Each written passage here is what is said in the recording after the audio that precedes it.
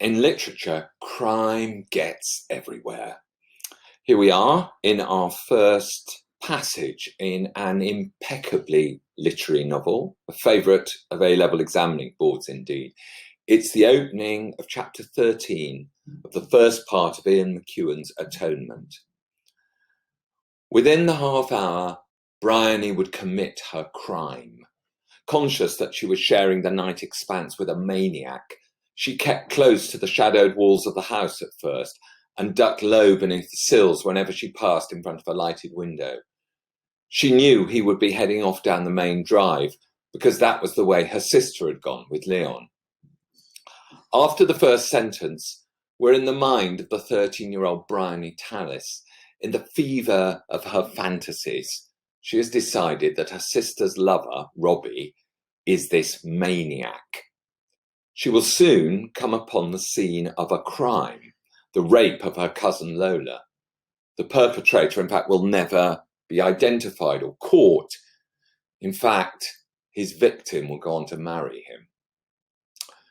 But the first sentence, within the half hour Bryony would commit her crime, that is also Bryony's thought, Bryony's judgment, but decided, recognised many years later when she comes actually to write the story that we're now reading.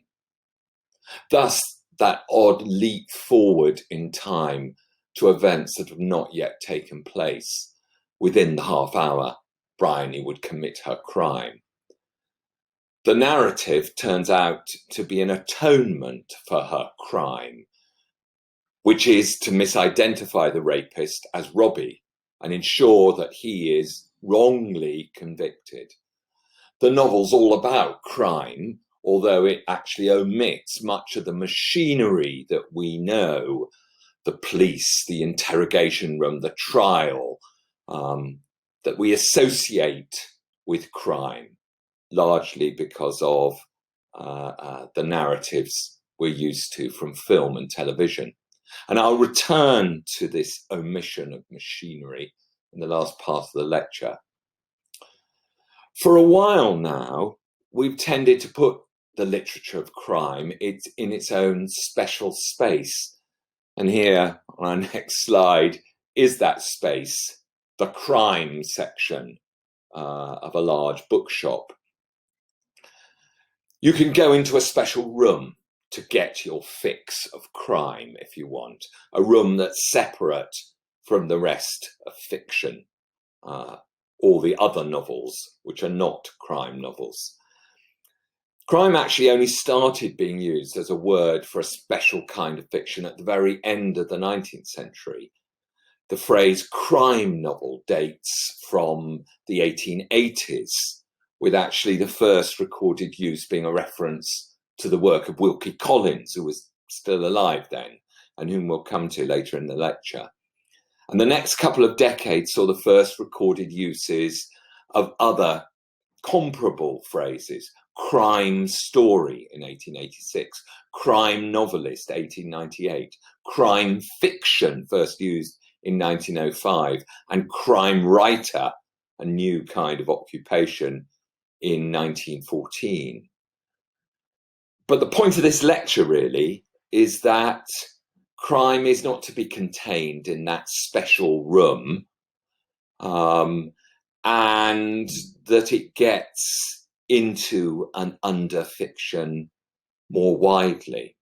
McEwan is just one of those contemporary literary novelists for whom crime seems never far away. You can tot up the murders in his oeuvre. There are murders in The Comfort of Strangers, in Amsterdam, a couple there, in more recently his novel Nutshell. And if not murders, there are violent career criminals making their appearance and playing important roles in Enduring Love and Saturday. So why is this? Is it just for the spice of forbidden excitement? I think it's not just this. Literary fiction has long flirted with crime. Think of perhaps the best known contemporary British literary novelist, Hilary Mantel. Now, we now know her best of all for her trilogy of Thomas Cromwell novels set in the reign of Henry VIII. But there were 9 novels and a long career before Wolf Hall was published. And amongst those earlier novels, there are a couple that are historical, but amongst the rest, by my reckoning, all but one have murders in them.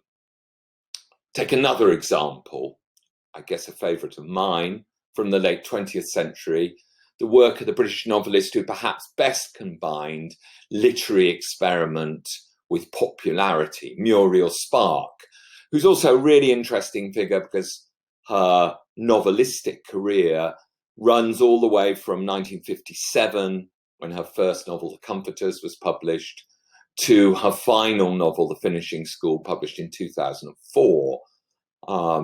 So more or less half a century of the development of British fiction. In Muriel Spark novels, murders are extraordinarily common, while another crime that fascinates her, blackmail, is more or less a constant narrative principle in her fiction. Historically speaking, crime is actually at the root of English fiction.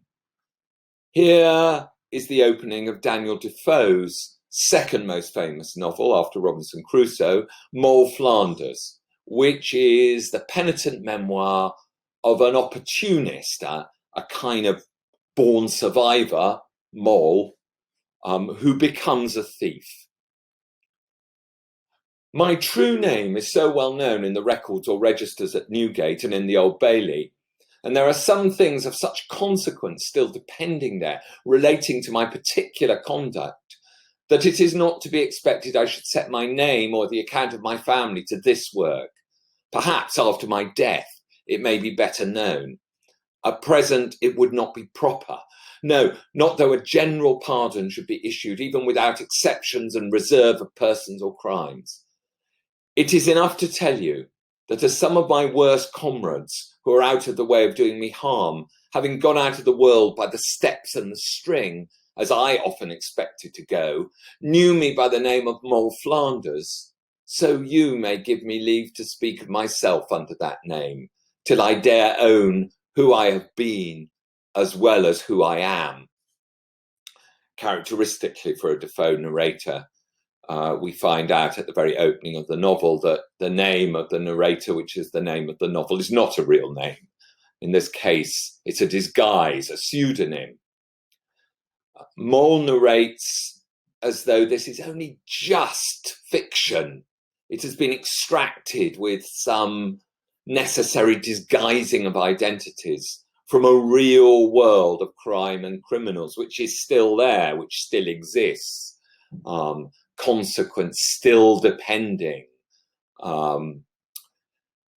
She knows people who have been hanged, and she once expected to be hanged herself. And in the novel, after she's taken to theft, she gets caught, of course, and sent to Newgate prison, which is actually where she's been born, we found out earlier on in the novel. And in Newgate, she awaits what seems certain execution. And now I began to say my prayers, which I'd scarce done before since my last husband's death, or from a little while after.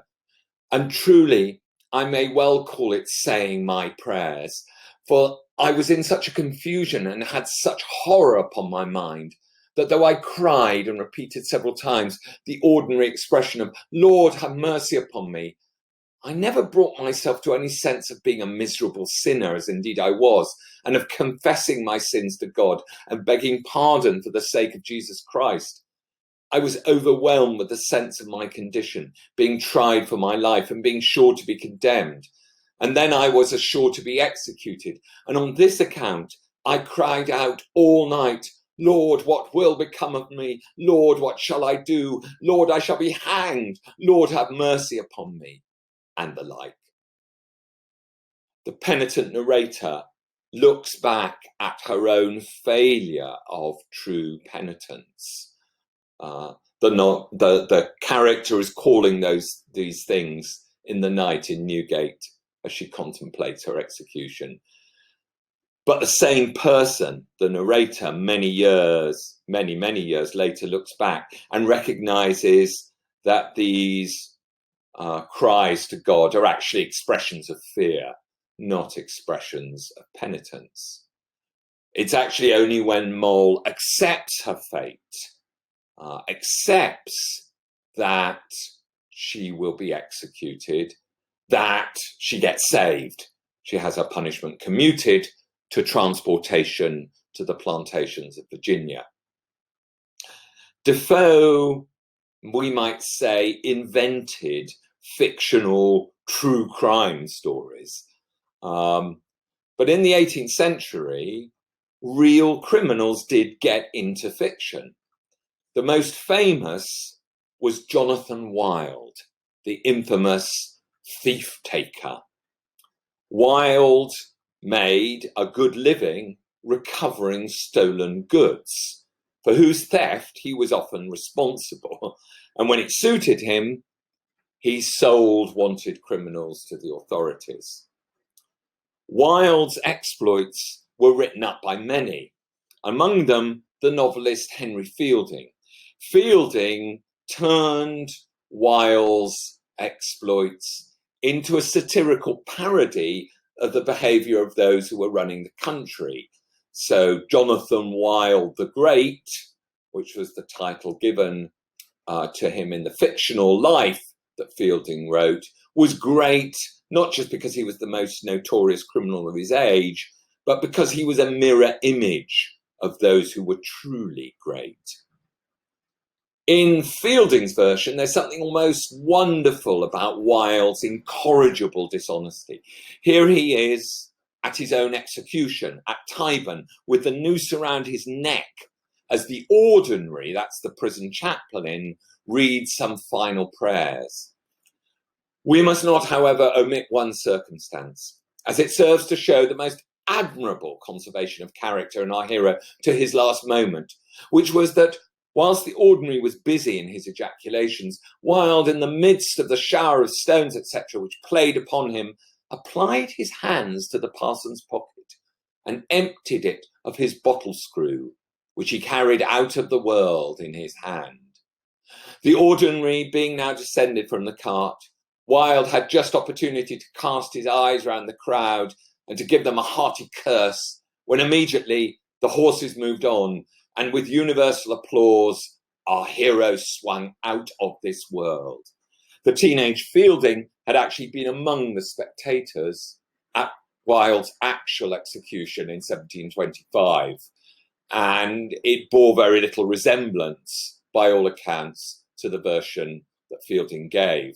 Apart from anything else, Wilde, who had attempted suicide the night before by taking laudanum, was still in such a dopey condition that he was certainly not capable of the final sort of daring and mischievous act of larceny with which Fielding credits him. Jonathan Wilde comes back to life in Victorian fiction. For some Victorian novelists, the 18th century becomes a kind of fictional place where they can find dashing or blood-curdling criminals and their exploits.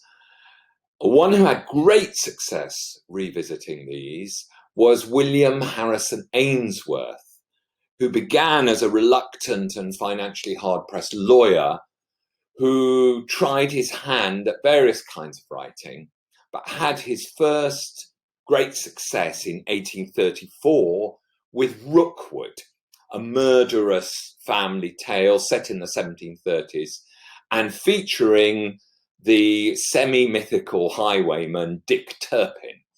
And it was a great success. And here is a picture of Ainsworth from exactly around that time, 1834, painted by the successful Irish portraitist Daniel Maclise, who was also painted Dickens. Ainsworth, on the back of this success, dropped the law, became a dandy, I think you can sort of see that, and indeed befriended the young Dickens, who had just begun publishing Oliver Twist in instalments in a magazine called Bentley's Miscellany. Oliver Twist is, of course, a story of crime. One of its criminals, Bill Sikes, is famously murderous and repulsive. But other criminals in the novel, the Artful Dodger, certainly, and kind of Fagin in his way, are entertaining and even alluring. In the attempt to corrupt Oliver, whom the gang want to make into another criminal, Fagin gives him some bedside reading. And his encounter with that is our next passage. He turned over the leaves, carelessly at first, but lighting on a passage which attracted his attention, he soon became intent upon the volume. It was a history of the lives and trials of great criminals, and the pages were soiled and thumbed with use.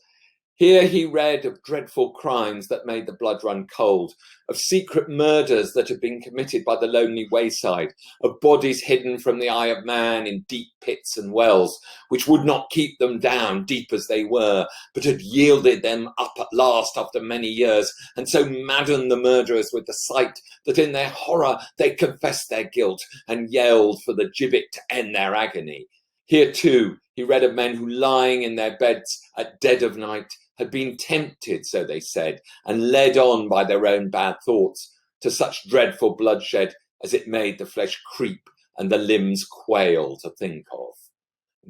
Dickens wonderfully lets his sentence enact the horrified excitement with which Oliver is reading them.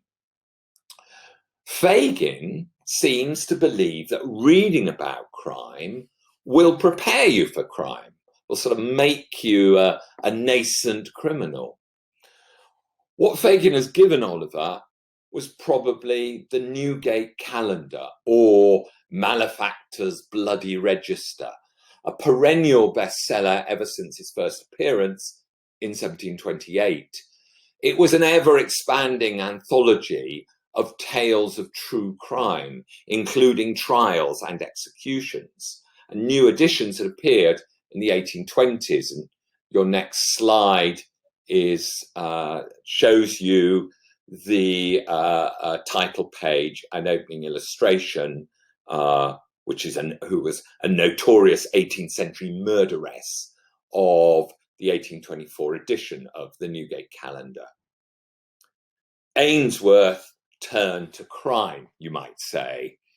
He knew the Newgate Calendar, he knew the works of Defoe, and his next bestseller, his novel Jack Sheppard, was published in the very same magazine as Oliver Twist appeared between January 1839 and February 1840. Bentley's Miscellany at this time was edited by none other than Ainsworth's new friend Charles Dickens. And indeed, a little later, when Dickens fell out with Bentley, who owned the magazine, and resigned his editorship, Ainsworth took it over. For 4 heady months at the beginning of 1839, the two serial novels, Oliver Twist and Jack Sheppard, actually overlapped in Bentley's Miscellany. Both appeared together, and both were hugely successful. Jack Sheppard, the protagonist, the eponymous protagonist of Ainsworth's novel, had been a real person, a notorious burglar and prison breaker who had been hanged at Tyburn in 1724 at the age of 22. His daring and ingenious escapes from prison had made him a celebrity, and his execution brought huge crowds of spectators. Usefully for Ainsworth, Sheppard had been an associate of Jonathan Wilde. After robbing the premises of the wonderfully named William Kneebone, a draper on the Strand, Sheppard was betrayed by Wilde, with whom he quarrelled. Wilde essentially wanted a bigger share of Sheppard's ill-gotten profits. So he betrayed Sheppard, who was in prison. But Sheppard escaped several times from prison, sometimes in kind of Houdini-like fashion, gloried in by the newspapers of the day. Jack Sheppard's final escape was the best of all. In Newgate, he was loaded with fetters, chained to the floor of the most impregnable room in the prison, the castle. But he did it again, breaking through 6 locked doors and finally leaping from the prison tower onto the roof of an adjacent building. Sheppard always seems to have been careless of concealment when at large, and always got rearrested very quickly. 10 days after this most daring escape, he was duly found in a Drury Lane gin shop. He was hanged the next week. Judicial proceedings in the 18th century were rapid, to say the least. And after his execution, his exploits became very soon the matter of various lives and memoirs, at least one of which might have been written by Defoe. Ainsworth's Jack Sheppard, in his novel, is a dauntless free spirit who loves the daring and ingenuity of burglary, but disapproves of violence and certainly believes in honour amongst thieves. Above all, he loves escaping. Here he is in our next passage, imprisoned in the new prison in Clerkenwell with his mole, Edgeworth Bess, who was another real person. Here's what he says to Bess. Jonathan Wilde shall find it's not easy to detain me. As sure as he's now living, I'll pay him a visit in the Old Bailey before morning, and then I'll pay off old scores. It's almost worthwhile being sent to prison to have the pleasure of escaping. I shall now be able to test my skill. And indeed, he did escape. Not only did he escape, but he got Bess out as well. Sheppard is all the more an anti-hero in Ainsworth's telling for being pitted against the cunning and inhuman Jonathan Wilde, the novel's presiding Machiavel. Jack Sheppard was a bestseller, but there was a gathering controversy about books like this, stories of criminals, what came to be called Newgate novels. Critics had moralised for a while, some asserting that these novels had exactly the effect that Fagin expected when he handed Oliver the Newgate calendar to read. The accusation was that in our vocabulary, these books glamorised crime.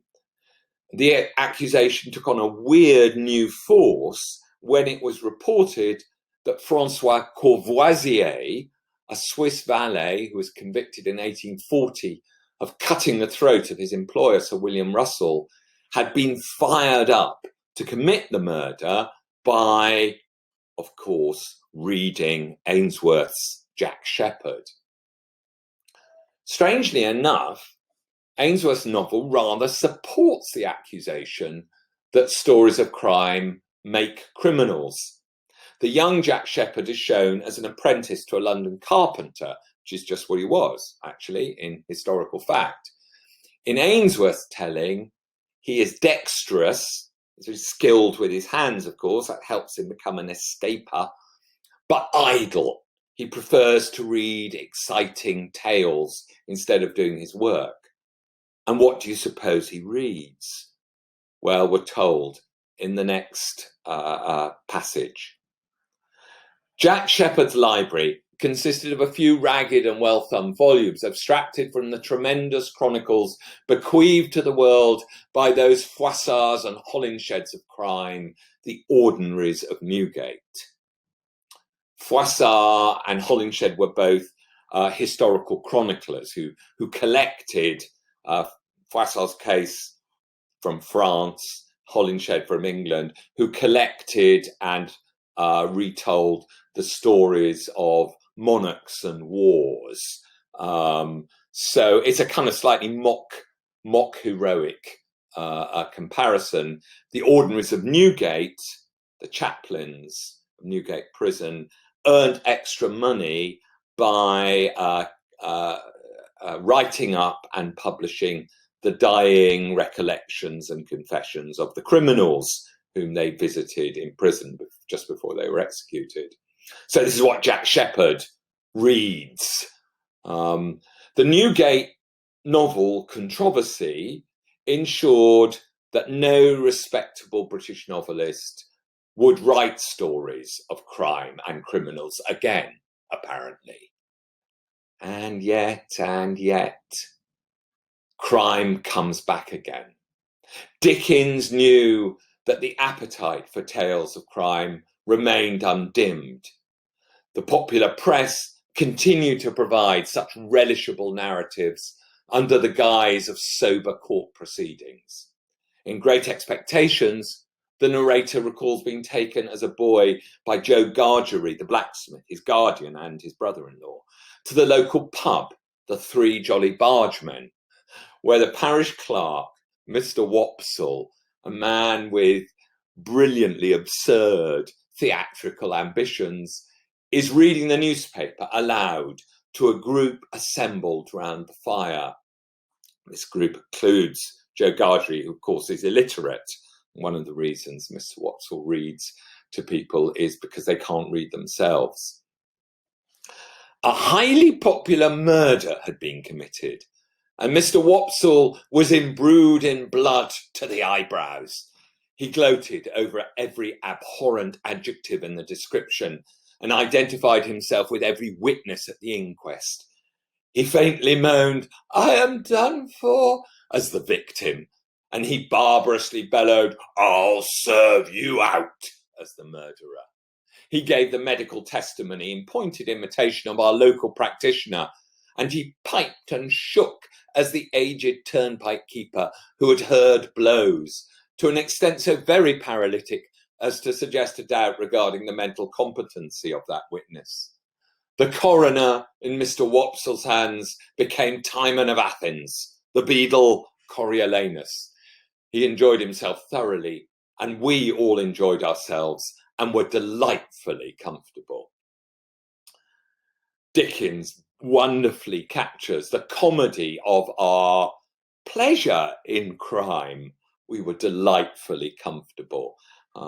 One of Dickens's many special gifts is for combining comedy and horror, and Great Expectations, from which this is taken, does that peculiarly well.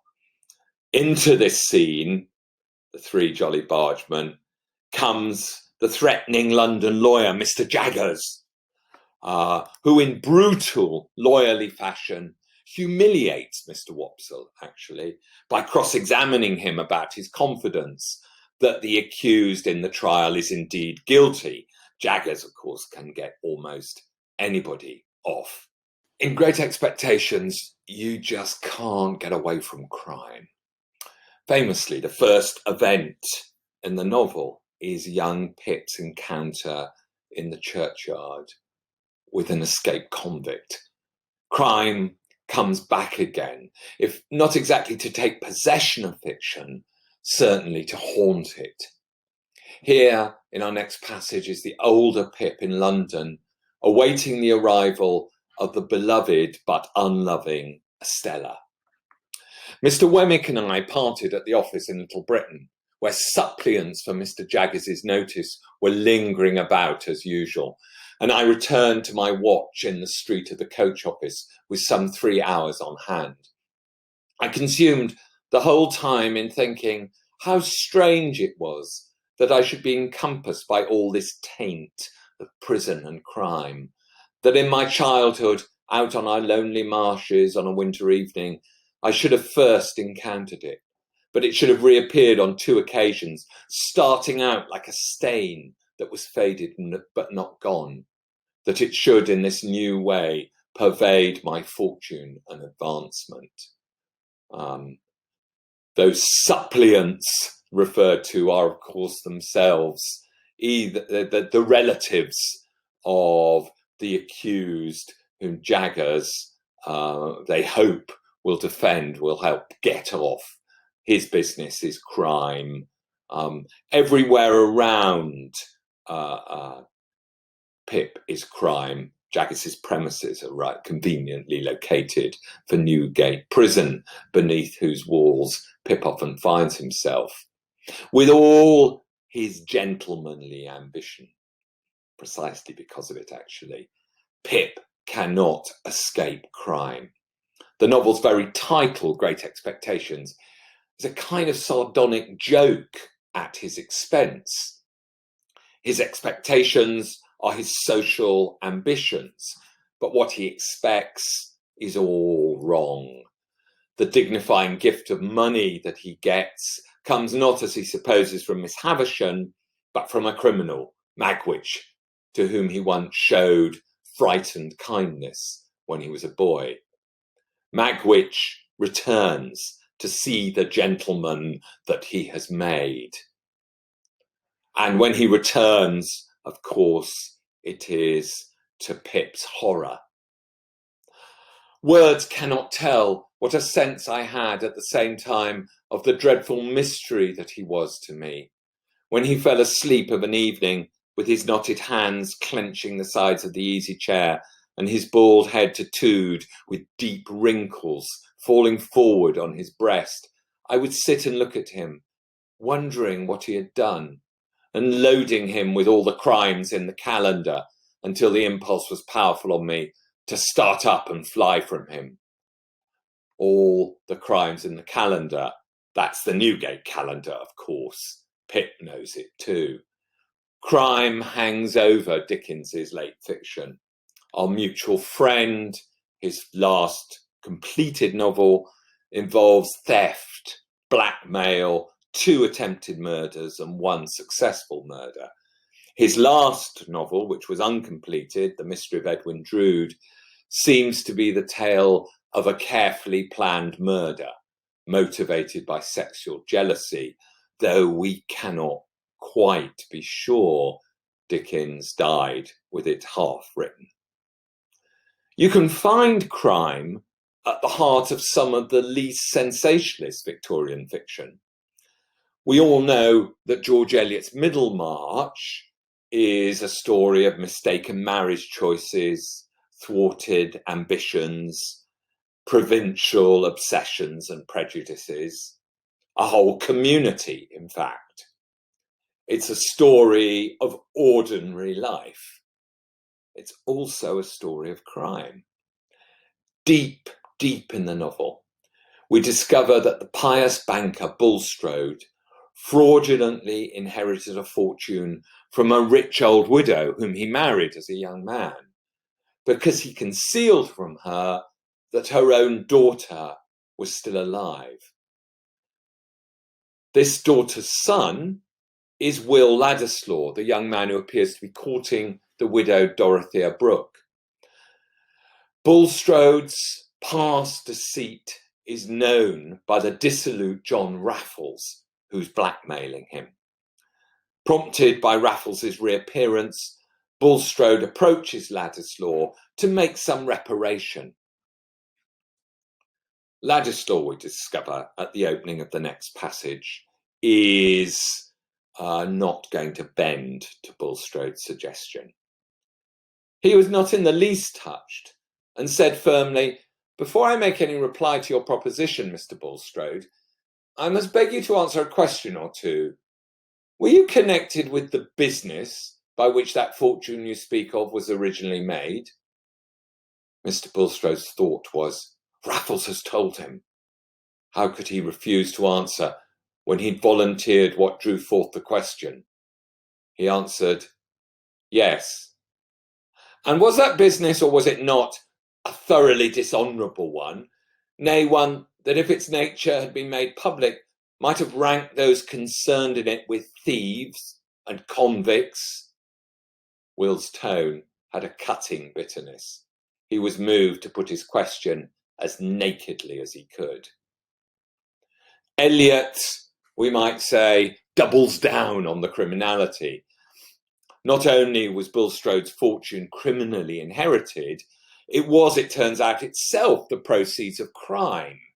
Mr. Dunkirk, the first husband of the widow whom Bulstrode married, had actually become rich from selling on stolen goods, and Bulstrode knew this and participated in it when he took over the business after Mr. Dunkirk's death.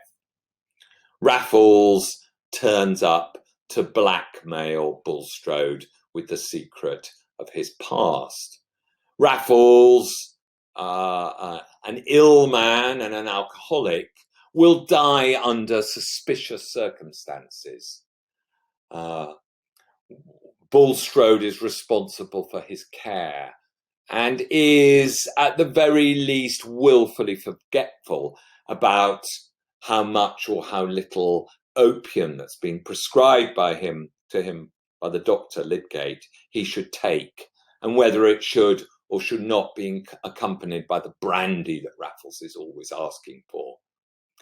Raffles dies conveniently, although actually unconveniently for Bulstrode. This perennial drunk has already gossiped about Bulstrode's past in Middlemarch, so his death does not actually bring relief for Bulstrode. Indeed, it makes things worse, as soon rumours spread about the suspicious circumstances of Raffles's death. It's one of those almost murders that feature in actually one or two classic Victorian novels. Famous example is Emily Bronte's Wuthering Heights. Heathcliff gains ownership of Wuthering Heights by gambling at cards with the alcoholic Hindley Earnshaw, who then comes to a suspicious end. Aged only 27 and apparently strong, even if he is a boozer, he somehow, Heathcliff tells everyone, manages to drink himself to death. It prompts the question that became the title, perhaps the unanswerable question that became the title of this book, next illustration by my friend and former colleague John Sutherland. Heathcliff, a murderer? Maybe. Or what about Thackeray's Vanity Fair, where the canny, cunning anti-heroine, Becky Sharp, down on her luck in Germany, bumps into and takes up again with the wealthy, foolish Joss Sedley. Shortly after signing away some of his fortune via a dodgy life insurance policy, Joss dies in suspicious circumstances. Has Becky helped him on his way? Well, perhaps murderers can get away with it. One of the great and most charming villains of 19th century fiction certainly thinks so and says so.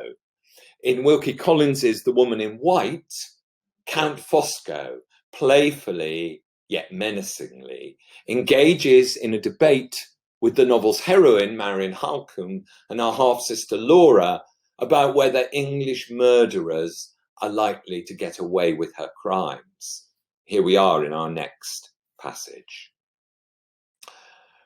Crimes cause their own detection, do they? He is echoing here what Laura believes and has said. And murder will out, another moral epigram, will it? Ask coroners who sit at inquests in large towns if that is true, Lady Glyde. Ask secretaries of life insurance companies if that is true, Miss Halcombe. Read your own public journals. In the few cases that get into newspapers, are there not instances of slain bodies found and no murderers ever discovered? Multiply the cases that are reported by the cases that are not reported, and the bodies that are found by the bodies that are not found. And what conclusion do you come to? This, that there are foolish criminals who are discovered and wise criminals who escape. Count Fosco's provocation is all the more mischievous and amusing too, for implying that blameless provincial bureaucrats, those coroners and life assurance managers, know perfectly well the truth of what he's saying. Count Fosco has a thought to which novelists, including Wilkie Collins, will not dare do justice for many years. Not just that crime is everywhere, but that criminals, murderers even, are people who get away with their crimes. They live among us. It's still shocking to read a novel where a murderer does get away with it. Here we have it. Tom Ripley is on the train to San Remo with Dickie Greenleaf. We're in the 1950s. Tom is an opportunistic young con man who's managed to gain employment by Dickie's wealthy American father to go to Italy and fetch back his feckless son. Instead, Tom attaches himself to Dickie and his girlfriend Marge, sharing their affluent idleness. But now Dickie has told Tom that he and Marge have had enough of Tom. They're going off skiing on their own. He had failed with Dickie in every way. He hated Dickie because however he looked at what had happened, his failure had not been his own fault, not due to anything he had done, but due to Dickie's inhuman stubbornness and his blatant rudeness. He had offered Dickie friendship, companionship and respect, everything he had to offer, and Dickie replied with ingratitude and now hostility. Dickie was just shoving him out in the cold. If he killed him on this trip, Tom thought, he could simply say that some accident had happened. He just thought of something brilliant. He could become Dickie Greenleaf himself. The free indirect style of this, though it's narrated in the third person, puts us in the thought processes of Tom, the wonderful self-righteousness with which a would-be murderer gathers up his moral resources. His blatant rudeness. Dickie's been rude to him. Well, he's going to be punished for that because Tom is going to become Dickie Greenleaf. When the two young men arrive in San Remo, Tom suggests that they take a boat out. They hire a little motorboat. Out at sea, as Dickie's stripping down to his swimming trunks, Tom brings the single oar down on his head. Then he hits him again and again with the oar. It's not easy. It's described in Highsmithian detail. Tom takes some of Dickie's possessions, a signet ring that he's always fancied, his wallet, his keys. He weights the body and then he tries to get it overboard. But he falls against the tiller, setting the outboard motor going and falling overboard himself. And there's now a breathless episode in which he tries desperately, as he's in the water, to catch onto the circling boat without being knocked unconscious by it or caught by the propeller. And in the telling of this episode, the reader is almost urging him somehow to survive. You've forgotten about Dickie Greenleaf. That weighted body's disappeared. Instead, you're with your very own murderer. In their different ways, Charles Dickens and Wilkie Collins made the tremor of unease at the influence of crime an essential element of the English novel. Both of them also gave us their own versions of that great saving character who comes to solve the mystery of crime, the detective. In Dickens's Bleak House, Inspector Bucket tracks down the murderer of Mr. Tulkinghorn. In Collins's The Moonstone, Sergeant Cuff shows deductive powers beyond those of ordinary mortals. But detectives are not always around to help us. In fiction of recent decades, if you like, in most postmodern fiction, the police arrive only at the end when the story's over. This is true of many of the crime novels of the doyenne of what has come to be called the psychological thriller, Ruth Rendell. Rendell did write detective novels featuring nasty criminals, but a nice detective, Inspector Wexford, and those are, in a sense, reassuring narratives. And then she wrote also those psychological thrillers, not reassuring at all, in which the police either never appear or appear only at the novel's conclusion. I mentioned at the beginning of this lecture how in Atonement, though there's a crime, the police are largely left out of the story. This is actually something of a trope of Ian McEwan's. Here are passages from the very end of 3 of his novels, in which belatedly those agents of narrative justice, the police, appear. First of all, his first complete novel, The Cement Garden, published in 1978. It was the sound of 2 or 3 cars pulling up outside, the slam of doors and the hurried footsteps of several people coming up our front path that woke Tom. Through a chink in the curtains, a revolving blue light made a spinning pattern on the wall. Tom sat up and stared at it, blinking. We crowded round the cot and Julie bent down and kissed him. There, she said. Wasn't that a lovely sleep? That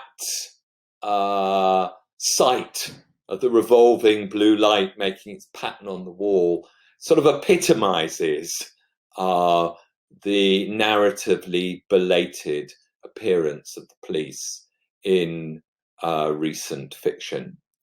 It happens again in a different way in Ian McEwan's The Comfort of Strangers, published in 1981, which is a story of a murder witnessed in a helpless and drugged state by one of the main characters, Mary. The murder of her lover. At the end, set in Venice, and at the end, the police finally come into it, but not really to help or to solve anything. This particular department had dealt with several such crimes. A senior uniformed policeman who brought Mary a cup of coffee in the waiting room sat down close beside her and explained some of the key characteristics. He tells her that actually the bizarre and perverse murder that she's witnessed is not unusual, actually. There are people who do this sort of thing, who befriend people in order to kill them, and then are apparently careless about leaving evidence of what they've done. He concluded by tapping her knee and saying for these people, it was as if being caught and punished was as important as the crime itself. Mary shrugged. The words victim, assailant, the crime itself meant nothing, corresponded to nothing at all. Crime, as it were, goes deeper than the police, than detectives can ever know or understand. In one of his recent novels, Nutshell, which is kind of formed on the plot of Shakespeare's Hamlet, the police again arrive only after everything's over. This novel is narrated by a baby in the womb who's born near the end of the novel. And that's the I we hear. Trudy and I must have dozed. I don't know how many, Trudy's the mother. I don't know how many minutes have passed until we hear the doorbell, how clear it sounds. Claude is still here, still hoping for his passport. He may have been downstairs to hunt. Now he goes towards the video phone. He glances at the screen and turns away. There can be no surprises. 4 of them, he says, more to himself. We contemplate this. It's over. It's not a good end. It was never going to be. Perhaps Ian McEwan has been reading his Muriel Spark, a novelist whose often genteel characters, usually genteel characters, often have ugly thoughts and do ugly deeds. Crime underlies everything. But the police only arrive when the party's over. In her brilliant little novel Symposium, written when Spark was in her 70s, there are 3 certain murders and 2 possible murders, 2 suspicious disappearances in the past, which might have been murders. And there's a plot in which a butler for hire and a nice young American graduate student who works as a waiter at upmarket soirees actually earn extra by informing a criminal gang of the addresses of wealthy dinner guests who are, of course, away from home for the evening. So crime underlies the plot of the novel. The novel begins with the beginning of one of these smart London dinner parties. It's being hosted by a couple, Hurley and Chris, man and woman. Chris is a woman, affluent in their 50s. The novel ends with the end of the dinner party. It's a parody of Plato's Symposium, that original philosophical dinner party at which Socrates holds the stage.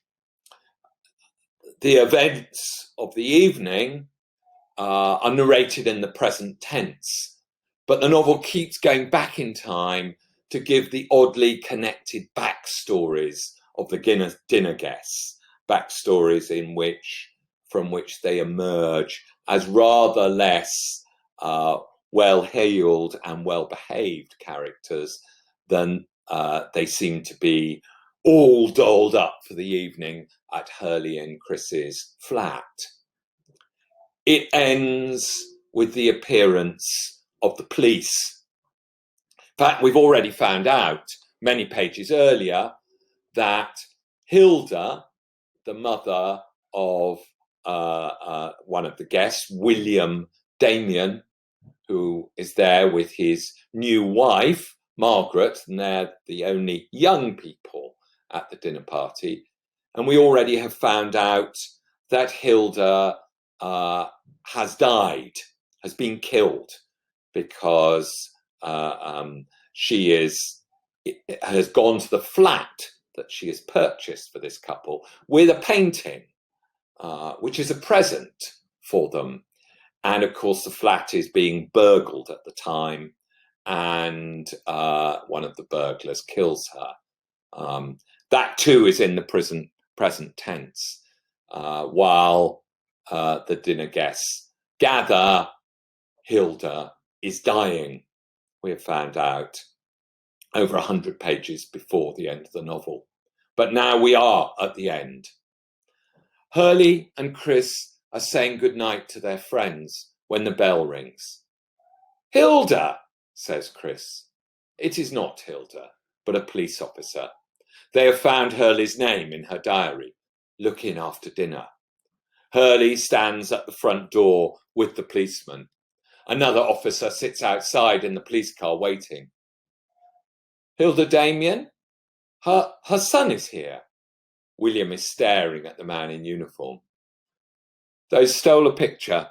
I'm very sorry to tell you that Mrs. Damien has been the victim of a misfortune. My condolences. If you wouldn't mind coming along." The victim of a misfortune, indeed. That policeman's wonderful, chilling euphemism. There's more than a couple of other novels in which police arrive at the end of one of Muriel Spark's narratives. And I'll end this lecture with an especially strange example. In her odd, experimental, upsetting novel from 1970, The Driver's Seat, apparently Muriel Spark's own favourite amongst her works, the protagonist, Lise, travels from some unidentified city to some southern European city on a kind of quest, a quest which we realise quite soon is a quest to be murdered. In this why-done-it as Spark herself called it, we're told that Lees is to be murdered very early on in the novel, which keeps leaping ahead to its inevitable ending. Like parts of Symposium, it's narrated in the present tense. Lees's murderer-to-be is encountered on the plain, although actually we only really see on a second reading that we can grasp this fact. At the end of the novel, the unnamed murderer seems to be making his getaway, but he looks ahead to when the police will inevitably apprehend him. And this is our last passage. He sees already the gleaming buttons of the policemen's uniforms, hears the cold and the confiding, the hot and the barking voices, sees already the holsters and the epaulettes and all those trappings devised to protect them from the indecent exposure of fear and pity, pity and fear. That wonderful chiasmus, fear and pity and fear, which echoes, of course, those elements that Aristotle says are essential to tragedy. You note also the brilliantly tasteless use of that procedural idiom, indecent exposure. It's the trappings of the police are designed to protect not us, but them, the police, from the indecent exposure of fear and pity and fear. In this kind of fiction, everything about the police is to protect them from what Aristotle tells us is the real stuff of tragedy, of murderous life. No wonder the police in this kind of fiction only get to arrive when it's all over. The novel cannot, I think, forget its shady, Moll Flanders-like origins. We may not think, like Fagin, that reading about crime ripens you for crime, but novelists have continued to be fascinated by criminality, and indeed to be fascinated by our obsession with criminality. Fictional characters like Pip in Great Expectations may dread the taint of crime, but novelists cannot help but relish it.